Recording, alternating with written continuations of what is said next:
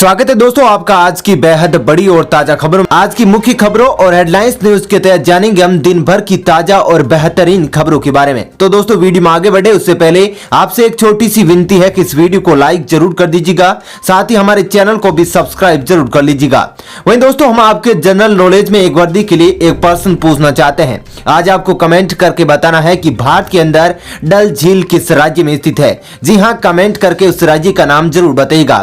तो चलिए दोस्तों एक एक करके सभी बड़ी खबरों के बारे में विस्तार से जानते हैं। पहली खबर, पीएम मोदी का वर्ल्ड इकोनॉमिक समिट में ऐलान, डाटा सिक्योरिटी के लिए बनाएंगे सख्त कानून। जी हां दोस्तों, प्रधानमंत्री नरेंद्र मोदी ने वर्ल्ड इकोनॉमिक फोरम में दावोस में हो रही समिट में कहा कि हमारी सरकार डाटा सिक्योरिटी के लिए सख्त कानून बना रही है। साथ ही भारत में अब आर्टिफिशियल इंटेलिजेंस यानी एआई पर निवेश बढ़ाया जाएगा। समिट को ऑनलाइन संबोधित करते हुए उन्होंने कहा कि भारत ने देश में ही निर्माण गतिविधियों को बढ़ावा देने के लिए कई कदम उठाए हैं। इसी क्रम में नई मैन्युफैक्चरिंग कंपनियों के लिए कॉर्पोरेट टैक्स 15% तक कर दिया गया है। साथ ही वस्तु व सेवा करों की दरों में भी कमी की गई है। चलिए दोस्तों जान लेते हैं अगली खबर। पीएम मोदी ने की एनसीसी की जमकर तारीफ, जानिए 1 लाख कैडेट क्यों तैयार कर रही है सरकार। जी दोस्तों, पीएम मोदी ने गुरुवार को राष्ट्रीय कैडेट कोर के कार्यक्रम में हिस्सा लिया। कार्यक्रम के दौरान पीएम मोदी ने कहा कि वायरस हो या सीमा की चुनौती, भारत हर मोर्चे पर तैयार है। देश में वैक्सीन बनाई जा रही है और सेना का आधुनिकीकरण भी किया जा रहा है। पीएम मोदी ने अरब देशों के साथ मजबूत हो रहे संबंधों का भी जिक्र किया। पीएम मोदी ने कहा कि पिछले साल 15 अगस्त को ही नई घोषणा के मुताबिक तटीय और सीमावर्ती 175 जिलों में एनसीसी को नई जिम्मेदारी दी जाएगी।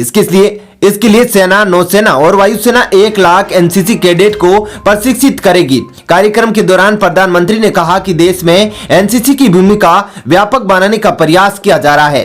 कोरोना के दौरान एनसीसी कैडेट द्वारा किए गए कार्यों की पीएम मोदी ने भी तारीफ की है। उन्होंने कहा कि इसमें 35% कैडेट्स लड़कियां होंगी। चलिए दोस्तों जान लेते हैं अगली खबर। बेरोजगारों को हर महीने 3800 रुपए बेरोजगारी भत्ता दे रही है सरकार, जानिए इस वायरल मैसेज की सच्चाई। जी दोस्तों, सोशल मीडिया पर वायरल एक मैसेज में दावा किया जा रहा है कि केंद्र सरकार बेरोजगारों को प्रति माह 3800 रुपए तक का बेरोजगारी भत्ता दे रही है। बता दें कि यह दावा पूरी तरह फर्जी है। इसके बहकावे में न आए। पीआईबी फैक्ट चेक ने यह दावा फर्जी पाया है। केंद्र सरकार ने ऐसी कोई घोषणा नहीं की है। वहीं बता दें कि कुछ दिन पहले वायरल एक वीडियो में दावा किया जा रहा था कि केंद्र सरकार प्रधानमंत्री क्रेडिट योजना के तहत सभी महिलाओं की खाते में 3 लाख की नकद राशि दे रही है। इससे पहले कन्या सम्मान योजना के नाम पर हर महीने 2500 रुपए खाते में जमा होने का वीडियो भी वायरल हो चुका है। चलिए दोस्तों जान लेते हैं अगली खबर। कोरोना वैक्सीन को लेकर यूएन ने की भारत की तारीफ, कहा देश की वैक्सीन उत्पादन क्षमता दुनिया में सबसे बेहतर। जी दोस्तों, भारत में कोरोना वायरस वैक्सीनेशन अभियान की शुरुआत 16 जनवरी 2020 को हुई। देश में अभी तक 23,55,000 से ज्यादा लोगों को कोरोना वैक्सीन की डोज दे दी गई है। भारत ने वैक्सीनेशन अभियान की शुरुआत सिर्फ अपने देश में ही नहीं बल्कि कई पड़ोसी देशों को वैक्सीन की मदद भेजी है, जिसको लेकर संयुक्त राष्ट्र ने अपना बयान जारी किया है। संयुक्त राष्ट्र महासचिव एंटोनियो गुटेरेस ने कहा कि कोरोना वैक्सीन उत्पादन क्षमता को लेकर भारत की तारीफ की है।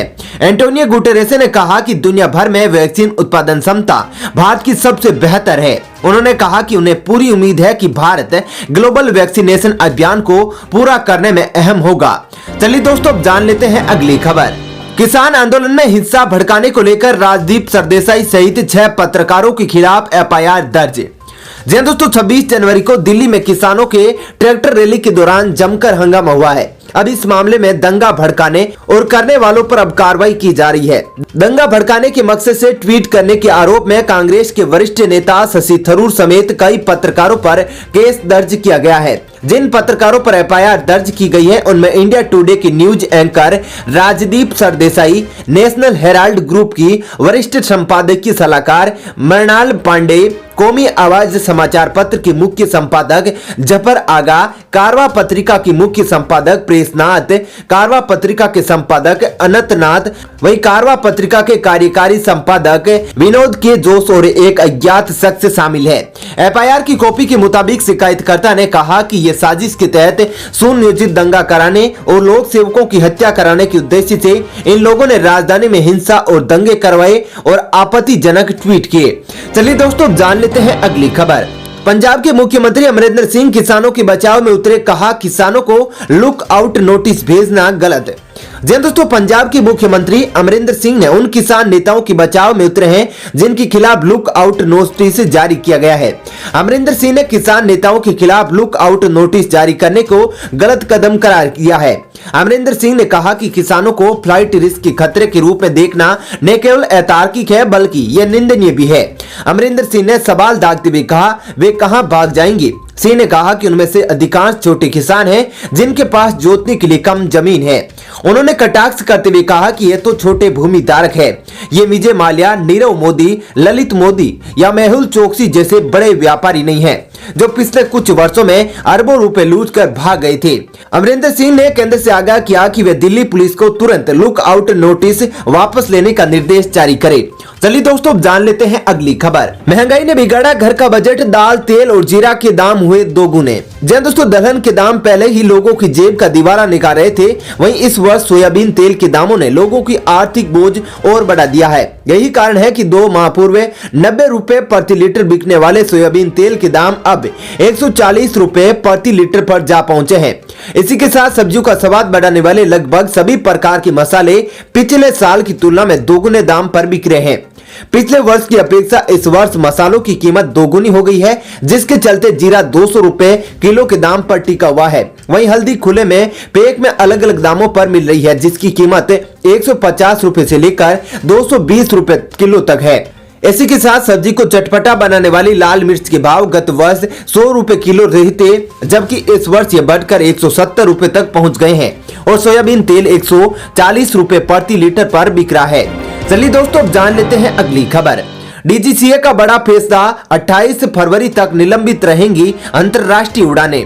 जी दोस्तों, बाहर से विदेश जाने वाली उड़ानों को शुरू होने में अभी 1 माह और वक्त लगेगा। विमानन नियामक डीजीसीए की ओर से यह फैसला लिया गया है।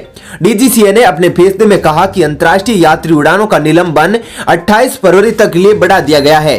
डीजीसीए ने कहा कि चुनिंदा रूटों पर खास आधार पर अंतर्राष्ट्रीय शेड्यूल्ड उड़ानों का सक्षम प्राधिकारी द्वारा इजाजत दी जा सकती है। वहीं ताजा फैसले के मुताबिक अंतर्राष्ट्रीय परिवहन उड़ानें और उसके द्वारा मंजूर की जा चुकी उड़ानों पर इसका कोई असर नहीं पड़ेगा। चलिए दोस्तों, अब जान लेते हैं अगली खबर। केंद्रीय शिक्षा मंत्री का बड़ा ऐलान, इस दिन जारी होगी सीबीएसई बोर्ड परीक्षाओं की डेट शीट। जी दोस्तों, केंद्रीय माध्यमिक बोर्ड यानी सीबीएसई इस साल होने वाली 10वीं और 12वीं की बोर्ड परीक्षाओं के शेड्यूल का ऐलान 2 फरवरी को करने जा रहा है। इस बात की जानकारी केंद्रीय शिक्षा मंत्री रमेश पोखरियाल निशंक ने दी है। कोरोना काल के चलते लंबे समय से छात्रों की पढ़ाई से लेकर परीक्षा तक बाधित रही है, लेकिन 31 दिसंबर को इस पर विराम लगाते हुए शिक्षा मंत्री रमेश पोखरियाल निशंक ने घोषणा की थी कि साल 2021 सीबीएसई बोर्ड परीक्षा होगी। चलिए दोस्तों, अब जान लेते हैं अगली खबर। ट्रेनों की हर बोगी में होने जा रहा है चेंज, रेल यात्रियों को मिलेगी ये खास सुविधा। जी दोस्तों, रेल यात्रियों के लिए अच्छी खबर है। अब लोगों की यात्रा के दौरान पानी के लिए परेशान नहीं होना पड़ेगा, न ही पानी भरने के चक्कर में उनकी ट्रेन छूटेगी।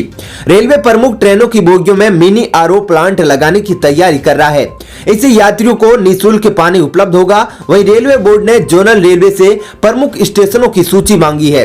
दरअसल कई बार यात्री ट्रेन छूटने के डर से बिना पानी भरे ही ट्रेन में चढ़ जाते हैं और फिर परेशान होते हैं। यह पानी खरीद कर पीना पड़ता है। भीड़ भाड़ और गर्मी के दिनों में ज्यादा दिक्कत होती है। इस समस्या को देखते हुए रेलवे ने ट्रेन में आरओ वाटर मशीन लगाने का निर्णय लिया है। पहले चरण में ऐसी प्रमुख ट्रेनों में यह मशीन लगाई जाएगी जो कम स्टेशनों पर रुकती है और भीड़ ज्यादा होती है। मशीन लगने के बाद यात्रियों की चलती ट्रेन में आसानी से पानी मिल सकेगा।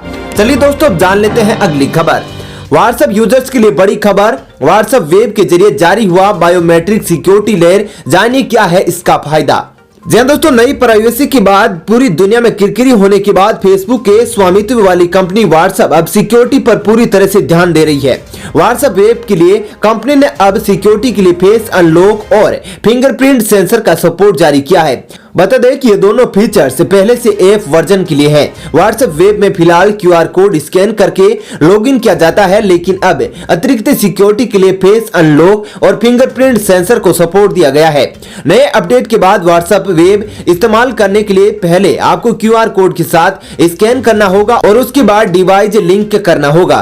चलिए दोस्तों, फिलहाल इस वीडियो वीडियो में इतना ही। ऐसी ही खबरें देखते रहने के लिए आप हमारे चैनल को सब्सक्राइब जरूर कर लीजिएगा। साथ ही दोस्तों वीडियो के बारे में आपकी जो भी राय हो कमेंट करके जरूर बताइएगा। धन्यवाद।